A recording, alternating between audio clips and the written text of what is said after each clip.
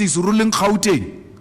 We allow that, but we refuse to allow democracy to rule KZN at 47%. That doesn't make us an MKP friends. We are not friends. Our relationship is still what it was yesterday, but we cannot go against the will of the people. At least respect the will of the people. It doesn't matter how much you disagree with those people in KZN. We'll continue to have a relationship with the royal family of Abatembu as a royal family recognized by our nation, by our people. Dalinja was politics as an individual, and if he's a member, is he a member? Did we check him on the system? If he's a member, he's no longer a member because he defined himself outside the organizational policy. He's not us who chased him away. If he's a member, he chased him away. So you have no business, none whatsoever, with being a member of the EFF. But do we require kings to be members of the EFF for us to have a relationship with the kingdom? No. Musizulu is not a member of the EFF. I was at his wedding, and if given opportunity, I will still go and meet with him. His membership is irrelevant because I have to respect and recognize the traditional leadership. As it were, actually, the kings should not be allowing themselves to join political parties. Because all of us belong to that royal house. So if I stand here and say we are fighting with Abatembu as a royal family and the kingdom, it means Vuyanu will have to choose between the EFF and Abatembu. And we cannot do that because of an individual political action of a king who decided to be completely out of order.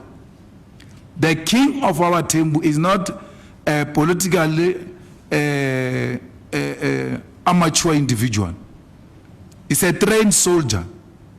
He's from exile. He's politically trained. He understands very well the problem between Israel and Palestine. For whatever reason, he decided to do what he did. We completely disagree with that. And therefore, in our membership system, we will never have an individual who side with Israel. Never, ever. Remember, we're still fighting now for Parliament to implement a motion of no confidence, a motion passed by Parliament to close the Israeli embassy.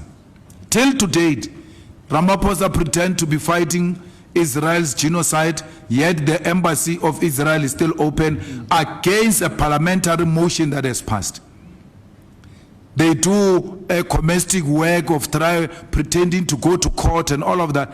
The real action will be to close this Israel. We are fighting. Whether you like it or not, we are fighting. There is a war going on. America is leading the charge for our position on Israel. What more are you scared of?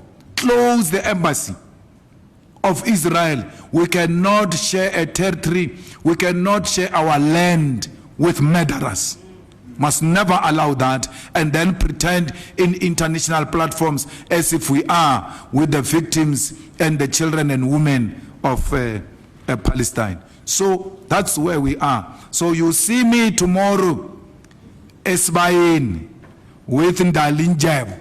Don't say, what is that thing they call us? Flip-flopping. Melenyathele. Kukumkan kahlele. Kukumkan. Because that's who we are. It doesn't matter how I feel about his political views. Don't get it twisted. So these ANC people who treat him badly because politically he doesn't agree with them, it's wrong. It shows political immaturity. Because whatever happens, recognize that kingdom and give it the respect it deserves. Some of the things he's doing, he's being pushed away because of the way he's being treated, but it's still it's not justifiable for what he did. Being a revolutionary does not mean you must commit suicide. You said I must not be too hard, so let me not be too hard on you. That's why revolutionaries take guns and shoot at the enemy and fight the enemy. They don't say because we are revolutionaries, let's appear in front of enemies and the enemy must shoot us and kill us to demonstrate we are revolutionaries. That is committing suicide. That's not revolutionary. Actually, that is being a suicide bomber. We are not suicide bombers. I've been found guilty. Not because I committed crime. Because she's punishing me for my political views and using a non-existing criminal matter which is not there. Let me school you a little bit without fighting so that when you are at holidays, like Senzo Mukunu, you reflect on this thing, but don't announce any dissolution of PKTT. We apply for 174, me and Adrian, 174, to be discharged after the state closed its case. We say the state has not built a case against us. Therefore, discharge us. She refuses to discharge us and says, when you refuse to give 174, you mean there is a case you must answer. Fair enough. We say, okay, that's fine. I will take the stand and answer my case, which I did. Adrian refuses to answer the question. He says, no, I'm not going to take a stand. In fact, the ballistic expert will answer the case on my behalf. In fact, the gun law expert will answer the case on my behalf. In the judgment, you say that ballistic expert of Adrian did not answer the question. He was the most useless person, which means Adrian did not answer the question even through the ballistic person. Then you say, shame, the gun law expert is such a good gentleman, and yes, he contributed in the formulation of the gun law, and I can take it that far. Other than that, it's not being useful to me, which means you are dismissing that person who was answering on behalf of the Adrian. The question you said Adrian must answer is still not answered. Because you said Adrian has got a prima facie case to answer, which has been built by the state. He still doesn't answer that question. You say, no, discharge, go home. Why didn't you give him 174 at the beginning? Because you said he didn't. There's a question to be answered. He still doesn't answer that question. You say discharge. So that's a level of madness you are dealing with. An extreme incompetence. We're preparing now for a pre-sentencing trial. She still has not provided a written judgment. The social worker who prepares for my pre-sentencing trial, she's looking at the judgment through YouTube. That's the justice I'm faced with. I have to go and then appear on the 23rd and argue why I must not be sentenced. I've got nothing written. When she discharges Adrian, she just says, accused number 2, not guilty, you can go home. But she doesn't say you are not guilty on this charge because the state failed to prove this case in that they could not provide 1, 2, 3, 4 on this one. On this one, the state did not do 1, 2, 3, 4. She knows if she does that, she's now punching holes on the state case. And that applies on Malema. And I can't punch state holes, case holes for Malema because I need Malema for racism because I've got emotional attitude against Malema and I need to punish him for so many things I don't agree with him. And therefore, I'm not going to venture into the reasons why I gave accused number 2 not guilty verdict. was seated here, will still not give reasons why accused number 2 was given a not guilty verdict. Because those reasons apply on me. You said accused number 2 gave me a gun. When you discharge accused number 2, it means you are now releasing the gun, which you say I've used to commit crime. A gun used to commit crime, once you are found guilty of using that gun, it gets seized by the state. It's no longer returned to you. A gun used to commit crime can never be returned back to the owner. So as I'm standing there, and when you are sentencing me, where is that gun you are saying I used to commit crime? Where is it? As I'm standing in this box, you are sentencing me. Where is the gun? The only gun that remains in that court is the gun I provided to the magistrate, which is a toy gun. Adrian, funny enough, Adrian was called a day before by the prosecutor before judgment was passed. Adrian was called a day before by the prosecutor to come the following day where judgment was going to be passed, to come and fetch the gun. How did the prosecutor know that Adrian was not going to be found guilty and therefore he's got a duty to release the gun? The gun is released as we speak. Remember, you found me guilty with this gun. As I'm standing here, the gun should be standing next to me.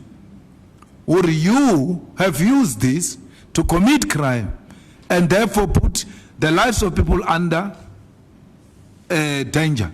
Therefore, I'm sending you to jail for 15 years. Where's the gun?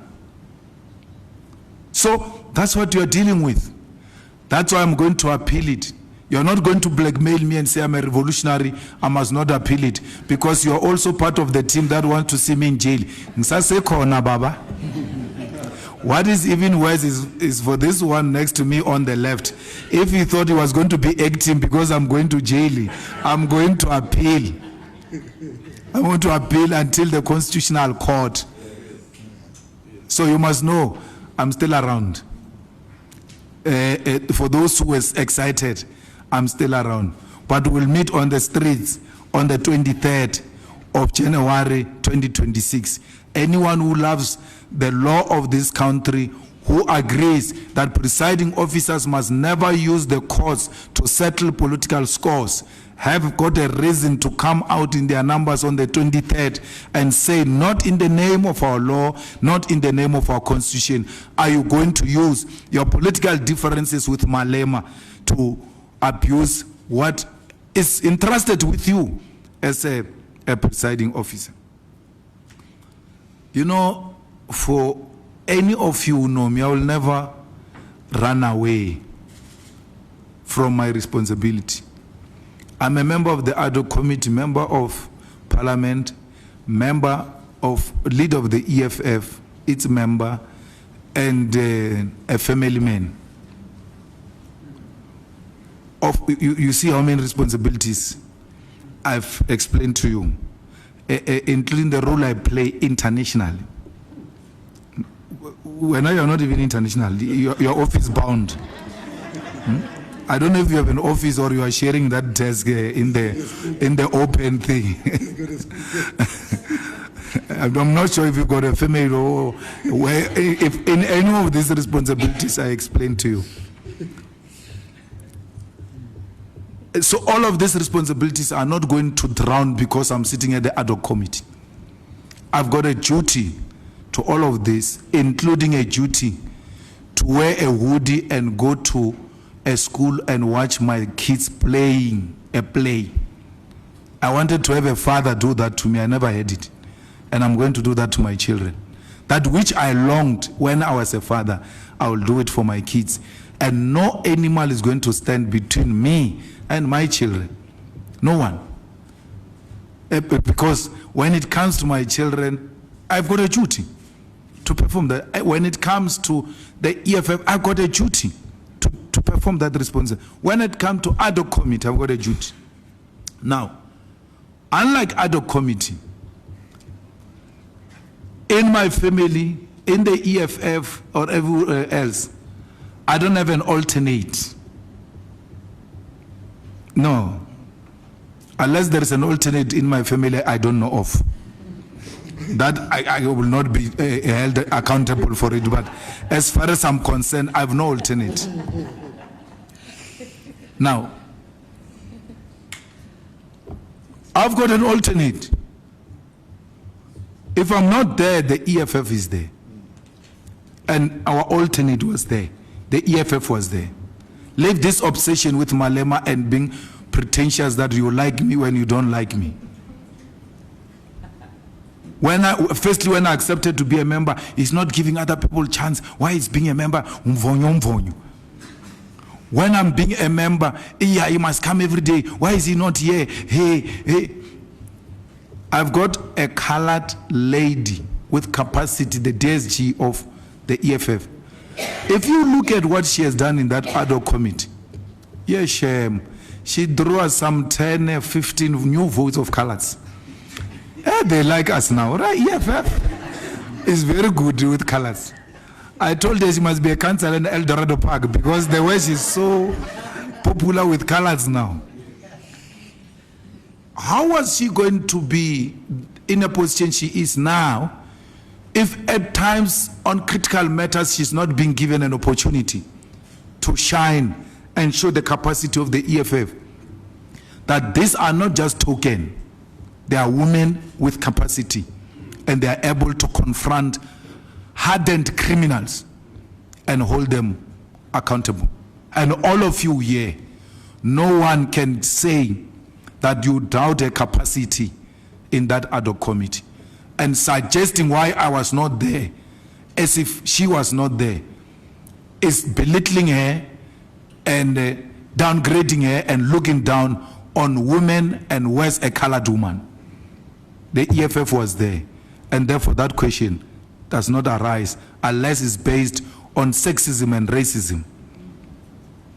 Be careful what you are not asking when you ask that question, because there's something you're not asking. So I'm not scared of Sibiya. Sibiya is messed up. I don't know how Sibiya is going to come out of this one. And if Sibiya was a human being, firstly, he should not have challenged his suspension. Secondly, he should not be putting us through what he's putting us. By now, Sibiya should be packing and going home and negotiating his pensions. Because if he's going to take us this long, he must know he's eating on his pension. No government is going to pay his legal fees. By the time this thing comes to an end, they say he's guilty in all front. The bills are coming in, and the bills have to be paid by pensions. The pensions will have to be garnished.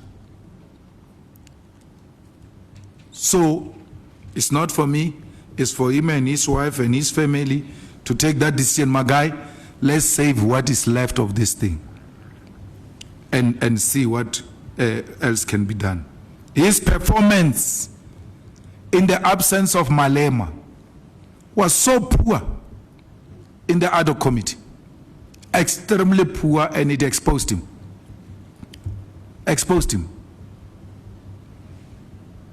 So why do you need Malema? Even in the absence of Malema, Sibiya still performs so bad. The ad hoc committee still exposes him. Shame, you know, if Malema was there, it was going to be worse than that. That's what you missed, I understand. But the man still hasn't performed well in the absence of Malema. So if you thought I was staying away because I was rescuing him, or if I stayed away because I wanted to rescue him, it didn't help. It didn't serve any purpose. The guy performed very badly. You know, Ntigi, we are part of the globe. Globalization, it was not of our own design, but the world evolved to become a globe. And these multinational forums where we're able to express our views, whether we're being heard or not, make a space for us to go and articulate our views. We ought to utilize those forums. Let's take, for instance, the UN. It's one body which is a very good idea, ideally, but in practice, the big brothers don't take anything it says serious. You bomb UN missions in Palestine. You bomb people who are going to supply food. UN missions. Who are we in the bigger scheme of things? The G20 helps us to engage in global economic matters, to express what could be alternative ways to can get the world better. The G20 that emanates out of the 2008 banking crisis, which plugged the world into an economic crisis, and was trying to find an alternative platform international where such things can be avoided, is now being utilized by a fascist of note to settle political scores. So you will know, Nsiki, that where we are not wanted, that's where we are going actually. There where America doesn't want us, that's where we want to go. Because it doesn't matter, we want to express our views. It doesn't matter how much veto powers they've got. In the Security Council, we want to sit as a permanent member of the Security Council and challenge this thing of veto powers. We know we're not wanted there, but we want to sit there. We're not going to retreat about that. We're not going to retreat that because we're not, the G20 necessarily, there's no one who doesn't want us in the G20 except this fool. It's this guy who's got a problem with us and by extension America. And America is not a G20. We are a founding member of the G20 and no one is going to push us away. We are going to mobilize international communities to condemn Trump's action. We still have a year where we need to mobilize communities. I want to say it here without any fear of contradiction. Ramaphosa handled this saga very well. If it was me, it would have been worse. He did. That's what you see, that's the thing with diplomacy and radicalism and all of that. You ought to strike a balance. The guy handled that thing very well, very successfully, in a situation where he was confronted by serious hostility. It's not easy to fight America. It has never been easy.